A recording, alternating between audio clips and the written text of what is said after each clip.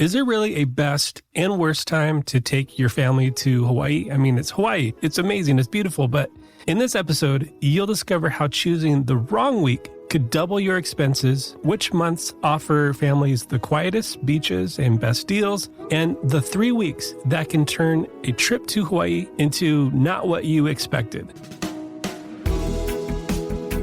Aloha and welcome to Hawaii's Best, the podcast helping travelers plan an unforgettable Hawaii vacation with insider tips and featuring local voices. I'm Brian Murphy, a husband, dad of 3, and certified Hawaii destination expert. Each week, I share local insights, travel tips, and up-to-date news, sometimes with guests across Hawaii and sometimes solo, all to help you plan your next trip to Hawaii. Aloha and welcome to Hawaii's Best. Today's episode is all about the best time to visit Hawaii for families. As someone who's visited Hawaii many times with family, it can be a lot, especially when you're actually trying to find, lower prices and quieter beaches and activities. So in this episode, you'll discover which months most families overlook that could save you hundreds, why picking the wrong week could mean packed beaches, overcrowded activities, and hotel occupancy issues, and the 3 specific weeks that I almost would always recommend to try to steer away from if you want less crowds and lower prices. Today, you're going to walk away with knowing how to pick the right dates to get a more relaxed, affordable trip for you and your family without all the guesswork, because there's a lot of information out there. So thanks for hitting play on this episode. The weather in Hawaii is about as reliable as it gets, with temperatures sticking to around the low to mid 80s Fahrenheit most days. For families, the real game changer isn't the weather, though. It's really about the timing. The year in Hawaii is not the typical seasons. The year breaks down into really a dry season, which is April through October traditionally, and a wetter season, which is around November through March. Both of these seasons are pleasant, but the key factor is to how these seasons line up with crowds and cost, not necessarily the comfort, because pretty much you can visit Hawaii and you're going to get probably some good weather. Now, I realize that Hawaii does get the occasional hurricane, more often a tropical storm, and it can be wet depending on the side of the island that you are choosing to stay on. Typically, the windward side of the island is going to be wetter than the leeward side. But visiting Hawaii definitely year-round is better than most places year-round for sure. The best value comes down to visiting Hawaii during its what's called shoulder season. So that's late April to early June and mid-September to early December. Some of the figures I'm going to be sharing are averages. I realize that your experience and in my experience, some of the rates have been a lot higher. Maybe what you found they've been lower. So this is kind of the average, if you will. So during these shoulder seasons, family-friendly hotels average around $214 per night. That's before the typical hotel resort fee is factored in. During this time, there's more room on the beach and for attractions, and just getting those must-dos booked is usually a lot easier. I usually book accommodations 2 to 4 months in advance. That might seem pretty short, but for these windows, you're able to find the best deals and have a little bit more choice. I usually book around 6 to 8 months in advance, like if we're going with the whole family. But if it's just my wife and I usually stick to that 2 to 4 months. That seem to be pretty good. Ocean conditions are also something super important to talk about as far as visiting with a family. Spring and fall bring much more calmer water to Hawaii, especially on the south-facing beaches. So think Waikiki is going to have more calmer waters there as the south-facing beach. So this makes swimming and water sports a little bit more safer for kids, but always, do that at lifeguard staff beaches. But these times are a little bit less stressful when it comes to enjoying the beach as a family. During these times, the spring and fall, if you plan on spending a lot of time in the outdoors, these seasons are ideal because rain is less likely and days are still reliably sunny. Even shifting a Hawaii trip by a week or two, if you can have a big impact on price and crowd levels. I've seen that the shoulder months reliably give you the best mix of cost, comfort, and a lot more of a relaxed atmosphere if that's what you're going after. Now, as promised, there are 3 weeks I would highly recommend if you can. I realize as I'm going through this, we're in a season where we have a high schooler and their schedule is a lot more dependent on that traditional, they get the Christmas break and the Thanksgiving and the traditional, summer months off. I get if that's the time you're able to go, that's just what it has to be. But there's 3 weeks I want to highly recommend, if you can, to skip if you want a quieter and definitely a more affordable visit.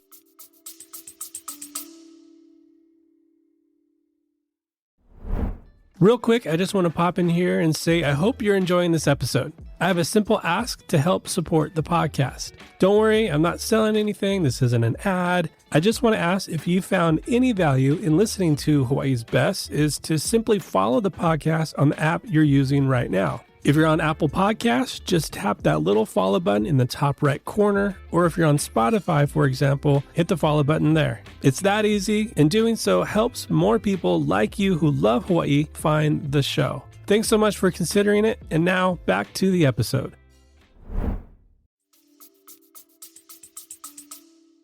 The first week is Christmas and New Year's. Now, I will say that we did visit 1 year, Christmas through New Year's. And I don't know if we got lucky, but we started on the Big Island of Hawaii and it wasn't that busy. And then we hopped over to Oahu. This was after New Year's. So after New Year's on Oahu wasn't that busy, but yeah, it felt pretty calm. But traditionally, based on stats, this week is super busy.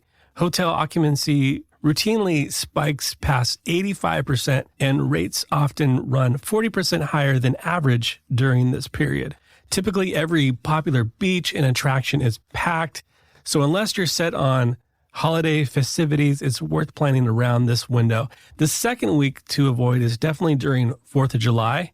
Hawaii gets up to around 30% more visitors compared to a typical week in June and July, and the demand drives up both accommodation and flight prices. I always suggest, if you can, to be able to shift your dates even by a week to avoid this holiday rush to keep the vacation as relaxed as possible. But if you're up for it again and you just know it's going to be busy, it's going to be packed. Kind of think like Disneyland rules. If you've ever been to Disneyland, like 4th of July is going to be packed. Christmas is going to be packed. Thanksgiving week is going to be packed. If you're at least aware, you're not going to be surprised when you get there and it's packed. And if you're trying to book last minute activities, it's going to be a lot harder. You're trying to book last minute reservations for that restaurant you want to go to, it's going to be a lot harder. So that third week, as I mentioned, is Thanksgiving week. Hotel rates climb around 25% above the norm, and popular resorts fill up quickly with families on break. But again, if you can move travel even slightly like the week before or after, you'll notice a big difference in both price and availability. Spring break might be something else to consider, but spring break now is so spread out as far as when people take their spring break and when spring break is offered, even based on the different, school districts.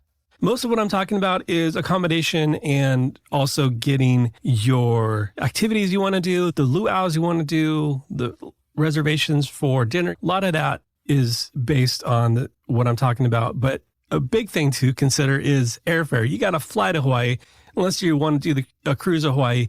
Flying midweek is usually less expensive than weekends, and early morning flights often have the lowest fares. I've been booking, I don't know how many trips we've done to Hawaii, and that is one of the things that I found to be the most accurate. And like, if there's any hack, it's going to be if you can book midweek, especially, I think it's Tuesday or Wednesday is typically the least expensive day to fly.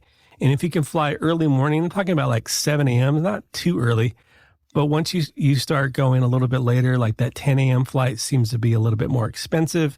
So this is something that I found personally in booking. I usually search in a private browser. So if I'm on Google Chrome, I always open up a private browser to avoid the cookies and the dynamic pricing that is, the tracking that happens on websites. I also set up fare alerts using Google Flights or Hopper has been helpful as well. So when a good deal comes up, it's best to book quickly.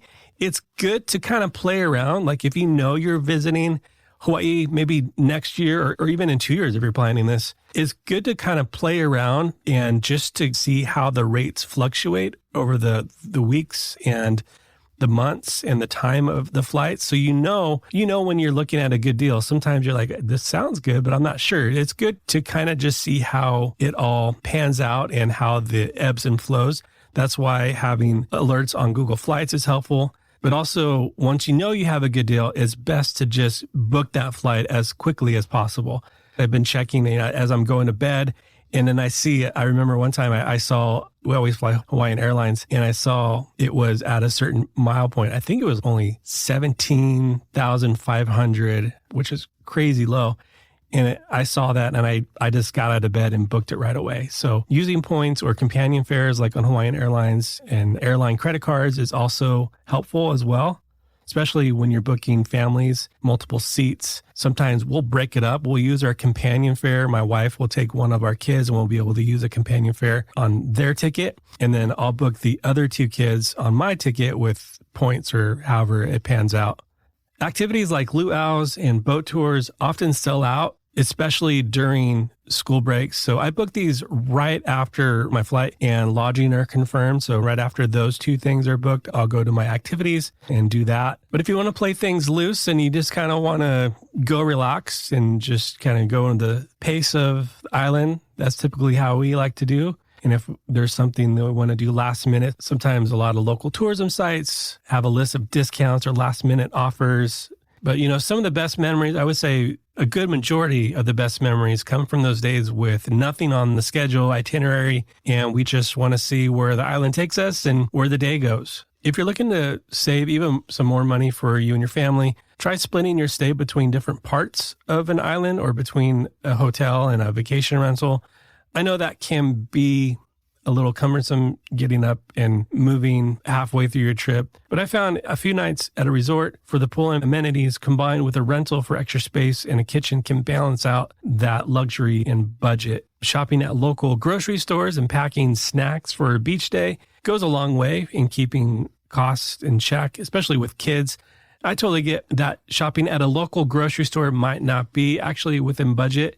Luckily, there are Costco's on every major island, so there is that option as well. I think most islands have a Target now, but when you can, shop local for sure. Transportation is also another area to consider. I definitely would recommend renting a car or van because the public transportation on the neighboring islands of Oahu aren't that good. And even on Oahu, once you get outside of Waikiki, Honolulu area, it is also not the best. So renting a car, even maybe for the day, if you want to do an excursion, if you're on Oahu and you want to do an excursion up to the North Shore, that's something that you also want to factor into the cost. So I always reserve as early as possible, then double check the rates closer to the trip. Sometimes rebooking can save money if prices drop. But for families open to alternatives using local shuttles, I know a lot of the major resorts offer that. I think Aulani does that still. There used to be a shuttle that would go from the Daniel K. Inouye Airport, the Honolulu Airport, out to Ko'olina. A lot of families stay out there. I don't know if that shuttle is still running or not, but that's something to look into. Ride shares are also another option, or even biking. If you're in Waikiki, staying in Waikiki with the family, getting a couple bikes if your family is old enough can definitely cut costs and let you skip the parking hassle of Waikiki and the busy beaches of Waikiki. I always recommend just having a list of musts. We ask our kids, like, what are the things you got to do? Like, once you get home, you're like, I really want to do that, but I didn't say anything. So get those lists of musts for you and your family, but just let the rest of the day unfold day by day. The balance is really the key to making the most out of a Hawaii family vacation. Good weather, less stress, and real quality time together and making those memories is really what it's about. So to sum it all up, the sweet spot, in my opinion, and what I've experienced for families is to visit in late spring or early fall. Our favorite is late September and October, and avoiding those 3 peak weeks if you can, Christmas to New Year's, 4th of July, and Thanksgiving week, and booking the big pieces early, the flights, the hotels, lodging. Hawaii is one of those places where a little extra preparation definitely pays off. That's probably why you're tuning in today to this episode. And it's to help you have a more relaxed time at the beach with family, making those memories. And that's really what it's all about. So if you found this episode helpful, the best way to support me and the podcast is to simply hit follow on Apple Podcast or on Spotify, wherever you're listening to this episode right now. Thanks for listening. I can't wait for you and your family to get to Hawaii and to make those memories, because it's some of those most special memories that I look back on and am just so thankful and grateful for. So until next time, as always, live with aloha. Mahalo for listening to this episode of Hawaii's Best. To stay up to date on future episodes, hit follow on your podcast app. Hawaii's Best is a production of Shorebreak Media Group with editing by Easy Podcast Solutions and music courtesy of our friends Stick Figure.